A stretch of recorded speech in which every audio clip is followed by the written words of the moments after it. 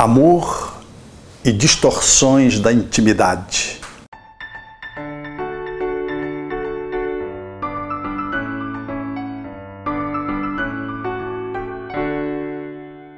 A relação de intimidade entre pessoas traduz a história pela qual elas viajaram ao longo desta e de outras vidas. Não foi sem razão que Allan Kardec postulou por uma educação que pudesse modelar caracteres, valores, morais, assim ensejando que o ser pudesse se colocar diante do outro de uma forma mais adequada. É que quando a criança sente-se magoada em função de ser rejeitada, ela não dá conta de poder assegurar para si mesma seus valores, suas necessidades, seus anseios, seus sentimentos, seus pensamentos, em função da rejeição parental ou dos seus tutores. E assim, ela cria um outro eu, um eu não real, através do qual ela passa a seguir um outro script, que não é o script dela mesma, porque ela cria como que algo artificial para poder se adaptar às dores do abandono, da rejeição. É assim que quando o ser vai se desenvolvendo nessa perspectiva, vivendo num ambiente não agradável, não adequado, sofrendo violências das suas fronteiras de relacionamento, fronteiras que falam das suas relações emocionais, falam das suas relações intelectuais, das suas relações sociais, falam das relações do corpo envolvendo a sua sexualidade. Quando há uma violação nessa perspectiva de interação, a criança estabelece como estratégia de sobrevivência, através de um eu artificial, uma expectativa de poder estabelecer sua sobrevivência. E se é verdade que ela consegue superar pelo menos algumas etapas da idade infantil, este filtro não é suficiente para assegurar que ela viva a adolescência e, sobretudo, a idade adulta de uma forma saudável.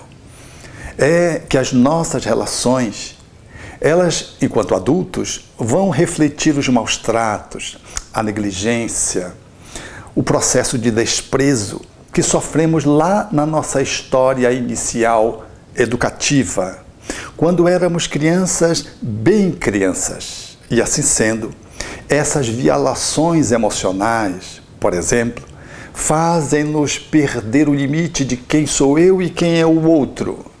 Fazem-nos não perceber até onde eu devo ir, até onde o outro deve chegar. Há uma contaminação dos limites, das fronteiras desse processo relacional. E a criança que sofreu violências e que criou uma tentativa de sobrevivência, ela começa a seguir comandos psicológicos que não traduzem a sua realidade do seu eu real. Ela busca se assenhorear do script de outras pessoas que lhe trataram inadequadamente. Logo, esses comandos, eles também são comandos desajustados, destrutivos, que refletem a violação, a violência na relação que se estabeleceu com ela. Assim sendo, um pai, por exemplo, demasiadamente ausente, faz com que, mais tarde, essa criança modele um adulto que não sabe trafegar nas suas relações emocionais. Entrega-se, por exemplo, a alguém sempre na expectativa de que vai ser abandonado. Ou vai para o extremo oposto. Estabelece muros de tal modo que ninguém se lhe aproxime. Criam, portanto, dificuldades nessa interação, resultado dessa história. A tendência da criança que foi negligenciada e que foi de alguma forma agredida no seu processo de desenvolvimento e que ficou lesada na sua relação de intimidade física, emocional, psicológica e espiritual, é, portanto, trazer essas contaminações para se refletirem nas relações de adultos. São adultos, crianças, que quando comparecem socialmente não dão conta de se colocarem de uma forma madura, invadem muitos outros, se entregando de uma forma ingênua, inconsequente, ou se refugiam dentro de si mesmo, criando limitações para o contato social, frieza, como estratégias do processo de abandono na sua história. Essas movimentações, elas traduzem também de que o adulto traz dentro da sua expectativa de pensamentos, na sua intelectualidade, herança dessas violências que ela importou do pai, importou da mãe.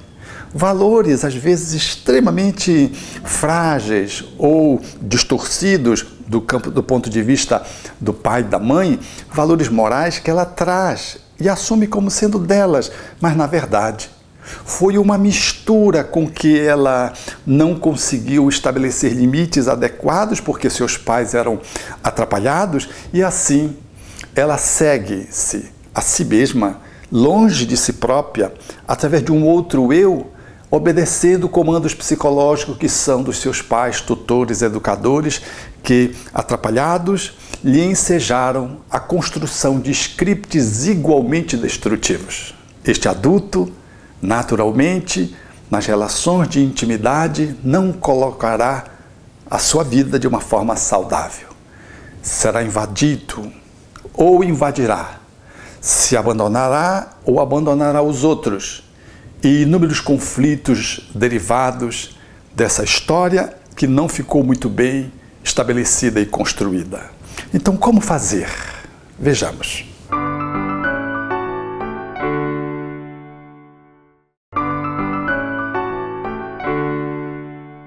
Assim sendo, para poder estabelecer uma boa relação de intimidade com o outro, seria necessário termos as nossas fronteiras delimitadas claramente, seguramente, fortemente, através de relações saudáveis, na qual pudéssemos ter sido acolhidos, amados, incluídos, aceitos, como somos.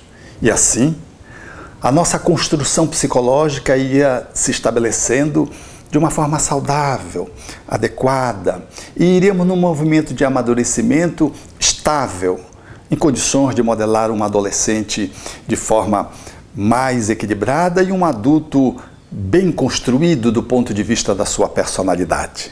Todavia, habitualmente isso é muito difícil.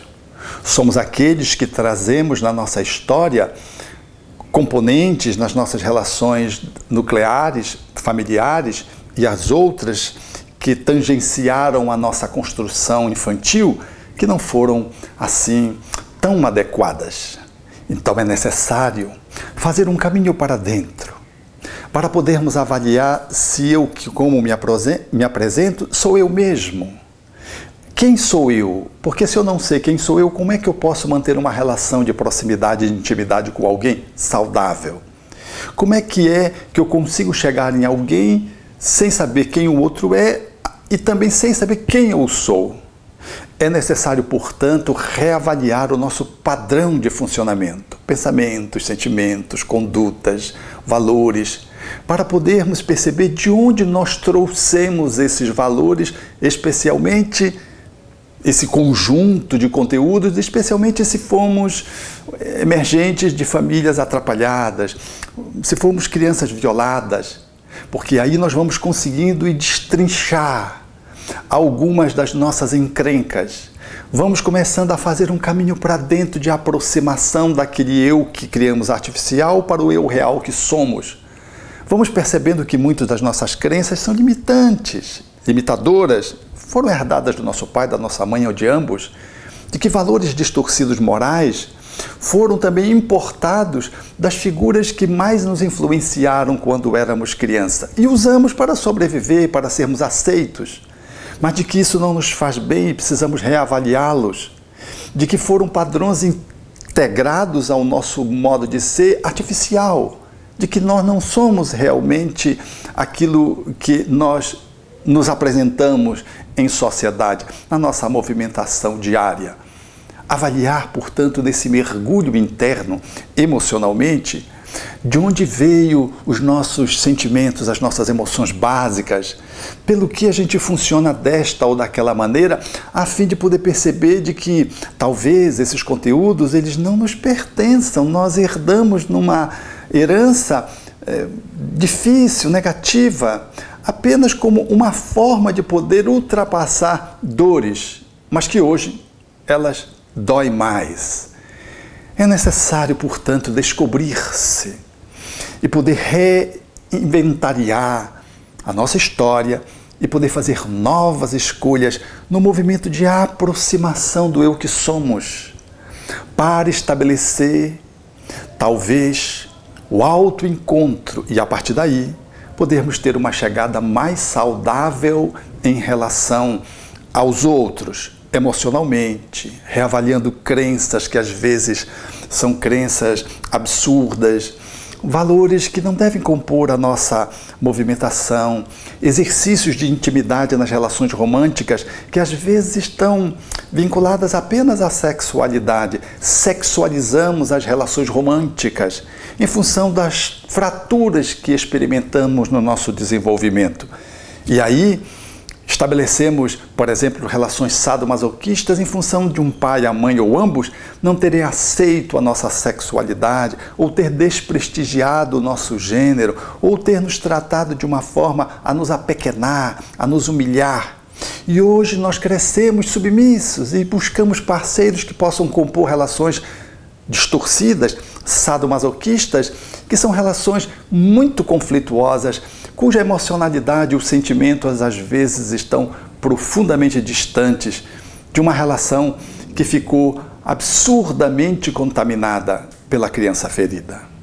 Assim sendo, é necessário buscar-nos para poder, segundo a plataforma que o Espiritismo se nos oferece, segundo a posição que Allan Kardec nos ensejou, fazer uma reavaliação, uma reengenharia interna para ir nos despindo de coisas, sentimentos, pensamentos, condutas, emoções que não são nossas, vieram das violações que nós sofremos, a fim de assumirmos a cada dia, a cada passo, aquilo que somos e podermos resgatarmos-nos a nós mesmos e podermos delimitar com segurança a nossa autossegurança, a nossa autoestima, a nossa autoconfiança e poder respeitar os outros e ser respeitados, exigir respeitos, saber dizer não e saber dizer sim, sem invadir ninguém, mas sem deixar que ninguém nos invada.